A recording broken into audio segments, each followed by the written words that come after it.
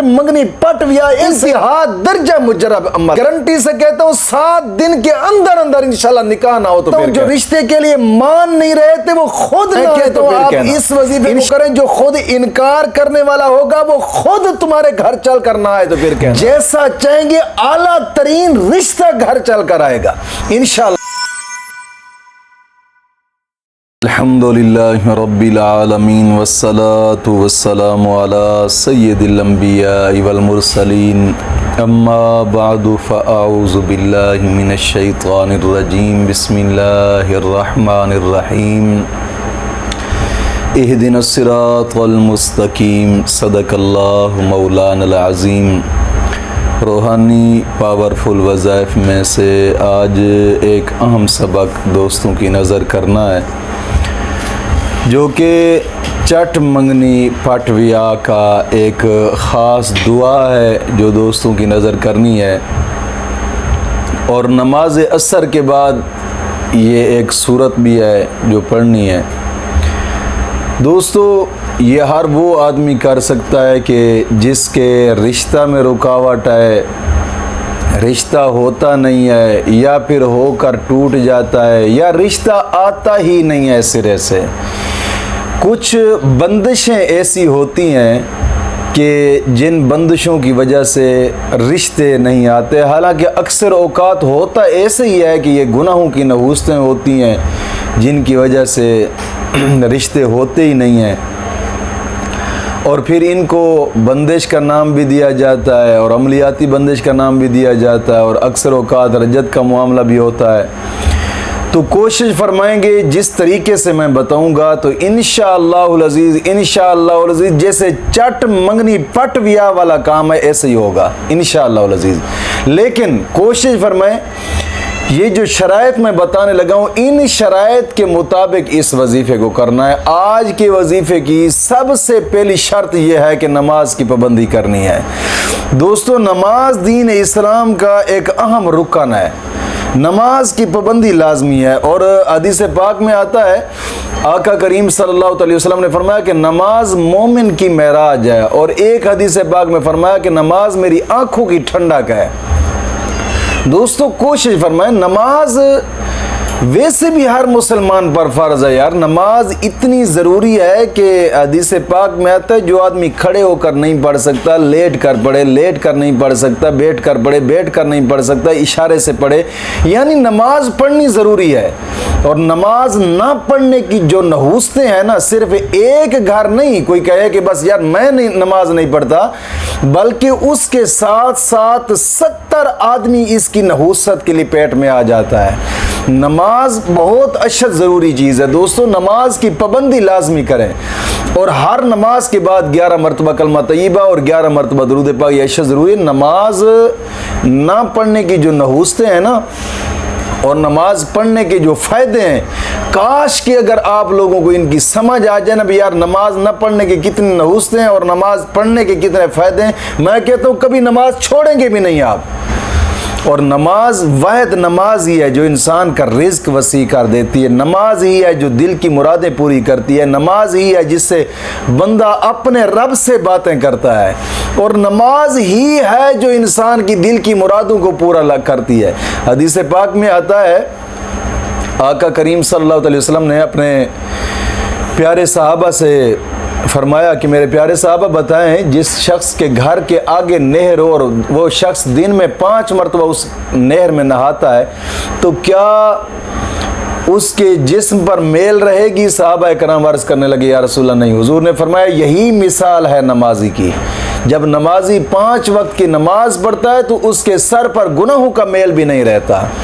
दोस्तों एक हदीस पाक में फरमाया, हज़रत अबू ज़र ग़िफ़ारी रज़ी अल्लाह ताला अन्हु साथ थे। हुजूर कहीं सफ़र पे जा रहे थे, आगे एक दरख्त खड़ा था और पतझड़ का मौसम था। हुजूर ने उस दरख्त की टहनी को पकड़कर ऐसे हिलाया तो पत्ते नीचे गिरे और टहनी बिल्कुल खाली हो गई। हुजूर ने फरमाया अबू ज़र बताएं क्या ये राज समझा है आपने? अर्ज करते हैं या रसूलल्लाह नहीं, हुजूर ने फरमाया यही मिसाल है नमाजी की। जब नमाजी नमाज 5 वक्त की अदा करता है तो जैसे इस टहनी से पत्ते सारे गिर गए हैं, उसके जिस्म से गुनाह भी ऐसे गिर जाते हैं। दोस्तों कोशिश फरमाएं, नमाज की पाबंदी लाजमी करें और हर नमाज के बाद 11 मरतबा कलमा तय्यबा और 11 मरतबा दुरूद पाक, यह शर्त ज़रूरी है। दूसरी शर्त, अपने तमाम गुनाहों से तौबा और आइंदा गुनाह न करने का एक पुख्ता आज़म करना। अल्लाह रब्बुल इज़्ज़त कुरान करीम में इरशाद फरमाता है इन्नल्लाह युहिब्बुत तव्वाबीन व युहिब्बुल मुतताहिरीन, गुनाहों से तौबा करने वालों और साफ सुथरा रहने वालों को अल्लाह पसंद फरमाता है, अल्लाह अपना दोस्त रखता है। दोस्तों जब इंसान गुनाहों से तौबा करता है, मौला करीम दिल की मुरादों को पूरा फरमाता है। जो शख्स गुनाहों से तौबा करता है उसकी दुआएं कबूल होती हैं। जब शख्स गुनाहों से तौबा करता है, मौला करीम उसके गुनाहों को माफ़ फरमाता है। जो शख्स गुनाहों से तौबा करता है, हदीस पाक में आता है अत्ताइब हबीबुल्लाह, तौबा करने वालों को अल्लाह अपना दोस्त रख लेता है। कोशिश फरमाए गुनाहों से पुख्ता तौबा। और कुरान करीम में भी अल्लाह रब्बुल इज़्ज़त ने इरशाद फरमाया तूबू इलल्लाहि तौबतन नसूहा, ऐसी तौबा करो कि उस तौबा के बाद तुमसे दोबारा गुनाह ना हो। कोशिश फरमाएं यार, गुनाहों से पुख्ता तौबा और आइंदा गुनाह न करने का एक पुख्ता आज़म करना। और तीसरी शर्त, रोज़ाना की बिना पे कम अज़ कम 2 रकू कुरान पाक की तिलावत के लाजमी करें। लाजमी कुरान करीम की तिलावत करेंगे, हर हर्फ पर मौला करीम 10 नेकियां अता फरमाता है, 10 गुनाह माफ़ होते हैं, 10 दर्जात बुलंद होते हैं। और कुरान करीम की तिलावत करने के बाद इंसान जो भी जायज़ दुआ मांगे, मौला करीम उसकी दुआ को कबूल फरमाता है।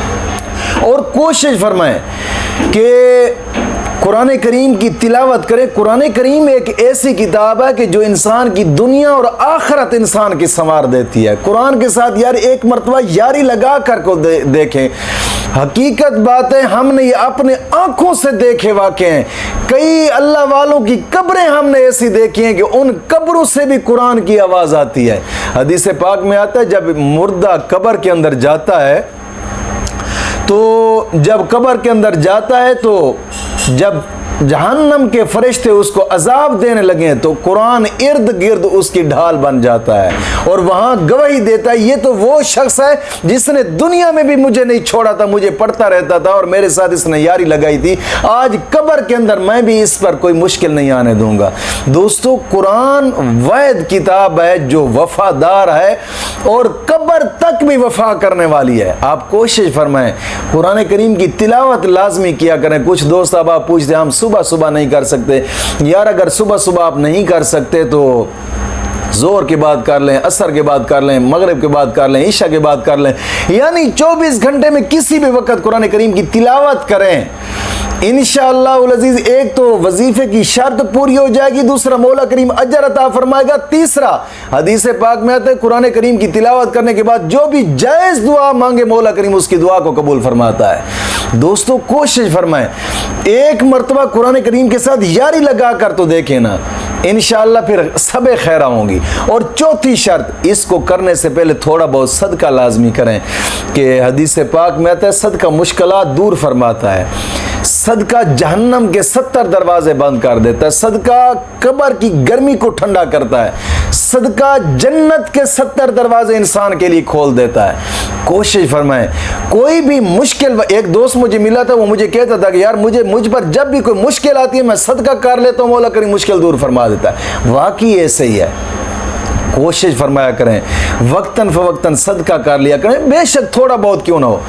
अब ईद करीब है, कहीं गरीब यतीम मस्कीन है उन पे खर्च कर दें, या फिर अल्लाह का घर बन रहा है मस्जिद कहीं आपके मोहल्ले में, उस पे खर्च कर दें कि हदीस पाक में आता है कि जो मस्जिद के तामीराती काम में आधी ईंट खर्च करता है मौला करीम उसका भी महल जन्नत में बना देता है। दोस्तों ये दुनिया 4 दिन की है। बुजुर्ग फरमाते जिंदगी 3 सांस का नाम है, एक ले लिया, दूसरा ले रहे और तीसरे का पता भी नहीं ले सकते, नहीं ले सकते। इतनी मुख्तसर जिंदगी और फिर इतनी लंबी लंबी उम्मीदें। यार आप कोशिश फरमाएं। और 5वीं शर्त, इस वजीफे को एक ही जगह पर बैठकर करना, यानी कि पहले दिन से जिस जगह पे बैठना है 7वें दिन तक उसी जगह पे बैठकर ही करना है। 7 दिन का ये वजीफा है। नमाज असर के बाद इस वजीफे को करना है।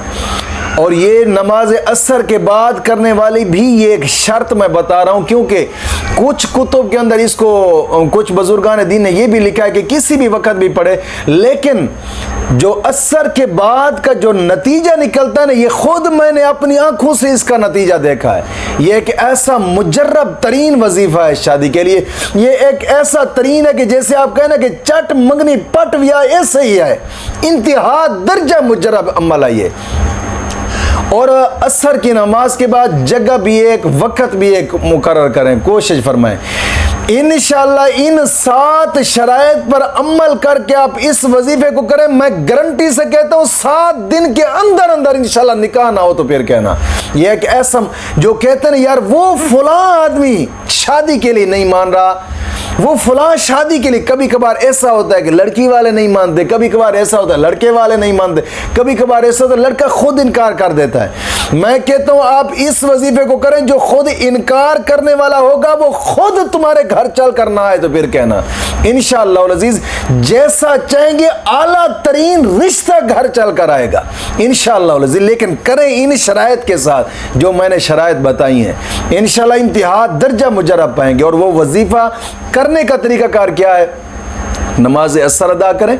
नमाज असर अदा करने के बाद 11 मरतबा दरूद पाक पढ़ें। कोई भी दरूद आपको आता है, बेशक वो नमाज वाला दरूद है, दरूद इब्राहिमी पढ़ लें तो ये सबसे आला और अफजल दरूद है।